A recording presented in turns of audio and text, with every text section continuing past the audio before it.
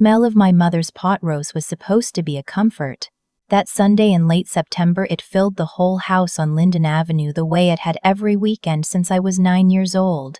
And I remember thinking, as I set the table with the good china, that maybe this would finally be the year things shifted. I was 31.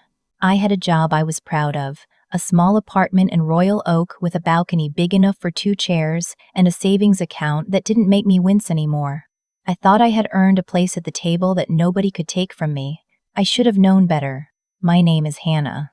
My older sister Brooke arrived first, the way she always did, her 3-year-old twin boys tumbling in ahead of her with sticky hands and Halloween costumes already on their minds.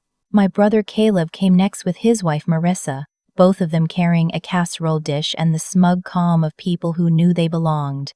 My parents lived for these dinners. Mom in her apron, Dad at the head of the table with a Coors Light, the kids running around the living room while the grown-ups passed bread baskets and pretended we were the kind of family people write about at Christmas. I helped Mom pour the gravy. I always did. I think part of me believed that if I just kept showing up, kept being useful, kept laughing at Dad's bad jokes and listening to Brooke's stories about her PTA drama, eventually I'd stop feeling like a guest in my own life. We were halfway through dinner when Brooke leaned back in her chair, swirled her glass of wine, and said, "So have you guys booked your flights for the Outer Banks yet?" I told the rental company we'd need the linens for 10. I counted in my head before I could stop myself. Mom, Dad, Brooke and her husband Trevor, the twins, Caleb and Marissa, their baby, that was 8, add me, that was 9. I waited for someone to say my name. I waited the way you wait for an elevator you already know isn't coming. Caleb said, "We're driving down on the 15th. Marissa wants to stop in Asheville on the way." Mom said, "Oh, that sounds lovely. Dad and I are flying in on the 16th. Brooke said, "Trevor's parents are joining us for the back half of the week, so that's where the 10th comes in." I set my fork down. I felt my face do that thing it always did when I was about to be hurt in public, that careful smoothing, that practiced stillness.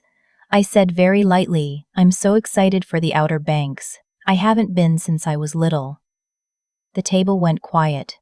Not all at once. It went quiet in layers, the way snow falls. Brooke laughed. It wasn't a kind laugh. It was the laugh she'd been perfecting since we were teenagers, the one she used when she wanted everyone to know I'd misunderstood something. She said, "Oh, sweetie, you thought you were coming?" Caleb snorted into his beer. I looked at my mother. She was studying her plate the way she always did when something difficult happened in front of her, as if the green beans contained an answer she could read off if she just concentrated hard enough. My father who taught me to ride a bike on the gravel driveway when I was 6, who walked me down the aisle at my college graduation because that's a thing he insisted on doing. My father grinned and said, "It's a real family trip this year, kiddo. Just our crew. I felt something inside my chest go very still, like a small animal that had finally understood it was being hunted. I want to be clear about something because the comments will come for me if I'm not. I'm adopted. I have always been adopted. My parents brought me home from a hospital in Toledo when I was 4 days old, and I grew up in the same yellow house as Brooke and Caleb, and I called them Mom and Dad without ever once thinking the word might come with a footnote. The papers were signed. The Christmas stockings were embroidered. There is a photograph on the mantel of my mother holding me in the rocking chair, looking at me like I was a miracle. I had spent 31 years believing that photograph. I said, "I see." Mom finally looked up. She said, "Hannah, honey, it's just that the house only sleeps so many, and with Trevor's parents coming and the kids needing the bunk room, we just thought." "You thought what?" I said. "Not a question, a flat thing on the table between us." "We thought you'd understand," she said. "It's family. You know how it is." "No," I said. "I don't think I do." Dad waved his fork. "Don't make this a thing, Hannah. You're being dramatic. Help your mother clear the dishes." So I did. I stood up. I gathered the plates. I walked into that kitchen with its dish towel that said, "Bless this mess," and its photograph of the 3 of them on the fridge at Disney World, and I scraped the leftover pot roast into the trash, and I did not cry. I rinsed each plate twice. I let the hot water run over my hands until they were red. I drove home that night with the radio off. I remember crossing Woodward Avenue and seeing a billboard for a divorce attorney, and I laughed out loud in the car because of course, that's what came to mind. There was no marriage to dissolve. Just 31 years of pretending I was somebody's daughter. I sat in my parking garage for 40 minutes before I went upstairs. Here is the part I haven't told you yet, the part that matters. 3 months earlier in June, my mother had called me on a Tuesday afternoon. She had that voice she used when she wanted something but didn't want to seem like she was asking. She said, "Hannah, you know how Dad and I have been talking about that beach trip for the family?" And I said yes, because she'd mentioned it twice at brunch. And she said, "Well, the thing is, Dad and I are on a fixed income now, and Brooke's stretched thin with the twins in preschool, and Caleb and Marissa just bought the house, and we just thought, since you're doing so well, with your job and everything." I had said yes before she finished the sentence. Because that's what I did. Because the day she called, I had just gotten a promotion at the marketing firm where I worked, and I had cash in the bank for the first time in my life, and I wanted, God help me, I wanted her to be proud of me. I had booked the entire trip. The 7-bedroom house in Dup, North Carolina, $4,800 for the week. The flights for my parents, $600 round trip out of Detroit Metro. The rental car, the grocery delivery for the first day, the deposit on the dolphin tour Brooke had mentioned, the boys would love. I had used my own credit card. I had Mom's permission to put everything in her name where it needed to be, but the money, every dollar, had come from my account. She knew. She had thanked me. She had said, "Honey, you are such a blessing." And I had cried in my office bathroom for 10 minutes after we hung up because I thought finally, I had done something they couldn't take back. I sat in that parking garage on Sunday night, and I thought about that phone call. And then I thought about Brooke's laugh. And then I thought about my father's grin. Real family trip. I went upstairs. I poured myself a glass of water, not wine. I want to mention that, because the comments on these things always assume there's wine. I opened my laptop. I sat on my couch in the same sweater I'd worn to dinner, and I opened the email folder where I'd kept every confirmation, every receipt, every reservation number from the last 3 months. The trip was 12 days away. I want to tell you that I cried first, that I deliberated, that I gave them a chance. I didn't. Something in me had snapped so cleanly and so quietly that there was no debris to clean up. I felt, for the first time in my entire life, completely alone, and somehow that aloneness was a kind of freedom I had never been allowed to taste. I called the rental company first. The cancellation policy was 48 hours, which meant I was well past the refund window, and I almost laughed at the woman on the phone when she told me. I said, "I don't need a refund. I need to cancel the reservation, the whole thing. Take my deposit, keep it. I just need it gone." She paused for a long time. She said, "Ma'am, are you sure? You'll lose the full amount." I said, "I'm sure." It was $4,800 I was lighting on fire. I felt nothing about it. Or rather, I felt something that wasn't grief, something that felt almost holy. The flights I was able to cancel for a partial credit since my mother had agreed to the trip protection back in June. I redirected the credits to my own account. The rental car got canceled with a full refund. The dolphin tour, the grocery delivery, the kayak rentals, all of it gone. I went down the list like a woman cleaning out a wound. The last thing I did around 2 in the morning was log into the email account my mother and I had set up together so I could forward her the confirmations. I deleted every single one. I changed the password. I logged out. And then I went to bed. I want to tell you I slept badly. I didn't. I slept like the dead. I slept like someone who had finally stopped holding her breath. The next morning was Monday. I went to work.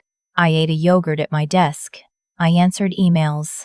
At lunch, my best friend Diana met me at the deli around the corner and I told her, very quietly, what had happened at dinner. Diana is a lawyer. Diana has known me since we were 15. Diana set down her sandwich and said, "Hannah, what did you do?" I told her. She didn't say anything for a long moment, and then she said, "Good." That was it, that was all she said. Good. And I started crying in the deli, the kind of crying I hadn't done all weekend, ugly and grateful and exhausted, and Diana came around to my side of the booth and just sat there with me until I could breathe again. She said, "When they call, don't answer."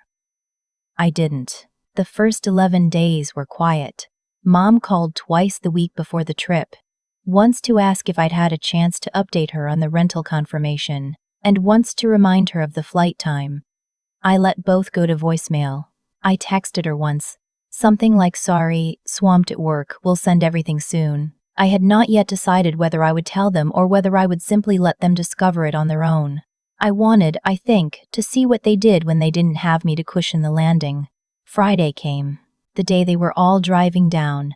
I want to describe to you what it is like to sit at your desk at a marketing firm in suburban Detroit and know that, 600 miles away, your entire family is about to discover that the universe has stopped softening itself for them.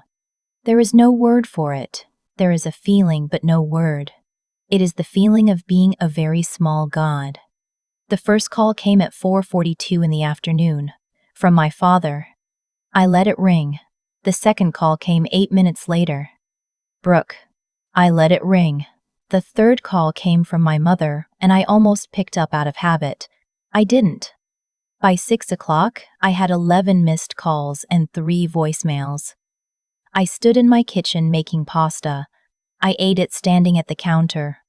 I didn't listen to the voicemails until after I had washed my plate.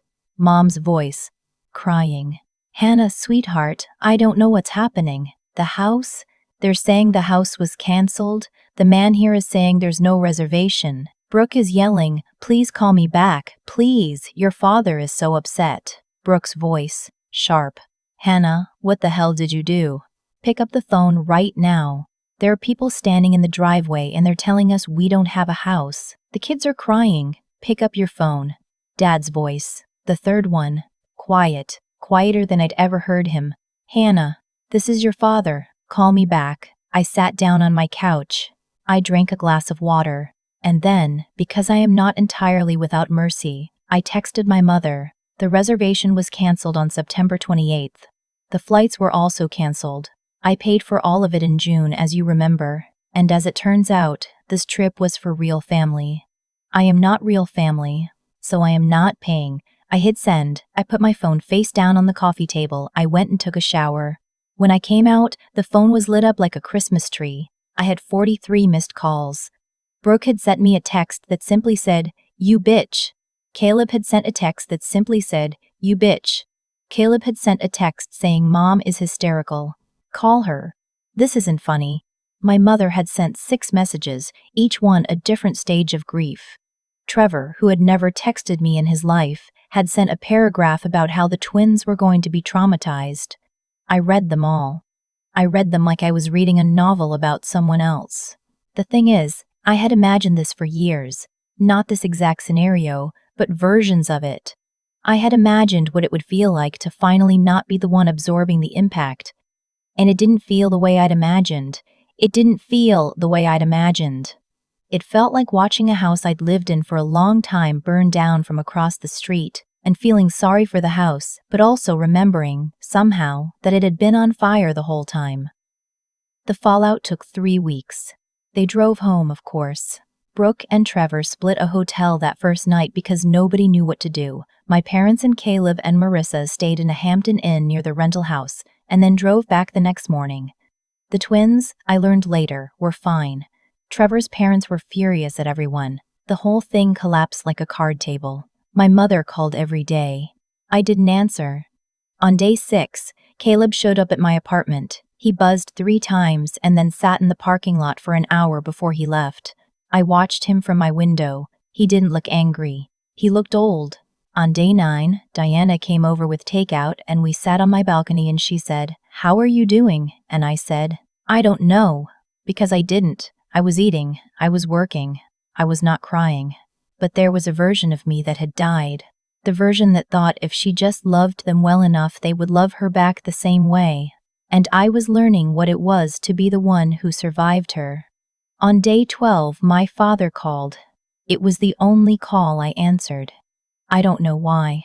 I don't know if I'd been waiting for it or dreading it. Probably both. He said, "Hannah, it's Dad." I said, "I know." He said, "Can I come see you?" I almost said no. I almost said all the things I had been writing in my head for 12 days. I said, "Tomorrow, 3 o'clock. I won't have a lot of time." He came. He sat on my couch in the corner like a man visiting a house he wasn't sure he was allowed inside. He had aged. I noticed it the way you notice things in photographs, the way you don't see when you live near someone. His hands shook a little when he set down his coffee. He said, "I owe you something I should have given you 30 years ago." I didn't say anything. He said, "Your mother and I, we tried for a long time to have you. Before Brooke. I want you to know that. Brooke is younger than you by 11 months. I know you know that. But before Brooke, before any of them, your mother and I lost a baby. A little girl. We were going to name her Hannah." I sat very still. He said, "She was stillborn. Your mother almost died too. The doctors told us we couldn't try again, so we adopted. We adopted you, and we named you Hannah because your mother could not let go of that name." He looked at his hands. He said, "I have never been able to look at you without seeing her, the one we lost. I want to tell you that's my fault, not yours. Your mother loved you the way she would have loved any child, but I couldn't, Hannah. I couldn't get past it. Every time I held you, I felt like I was holding a ghost. And the worse it got, the harder I worked to act normal. And the more your sister and brother picked up on it, the way kids do, and by the time they were old enough to know better, the pattern was set." He stopped. He wiped his eyes with the back of his hand. He was not a man who cried. I had never seen him cry, not at his own mother's funeral. He said, "I let them treat you the way I treated you. I let your mother believe everything was fine because she needed it to be fine. I told myself you were stronger than the others. I told myself you didn't notice. I'm 68 years old, Hannah, and I have been a coward for 31 of those years." He looked up at me. He said, "I don't expect you to forgive me. I just wanted you to know it wasn't you. It was never you. It was always me." I didn't speak for a long time. I thought about all the things I could say. I thought about the Halloween when I was 8, and he forgot to take me trick-or-treating because Brooke had a recital. I thought about my high school graduation when he gave a toast that mentioned Caleb's football scholarship and not my valedictorian speech. I thought about the dinner, where he said real family trip, and I thought about how easy it had been, after a lifetime of softening, to finally not soften anymore. I said, "I needed to hear that." He nodded. I said, "I'm not coming back." He nodded again. I said, "I'm not coming to Thanksgiving. I'm not coming to Christmas. I'm not going to be the daughter who pretends this conversation made it okay. You can have a relationship with me again someday, maybe. But it's going to be on different terms, and it's going to take a long time. And Mom, and Brooke, and Caleb, they all need to come to me on their own. Not because you tell them to, not because they want to fix the family photo, because they actually want to know me. And if they don't, that's the answer, and I will live with it." He said, "Okay."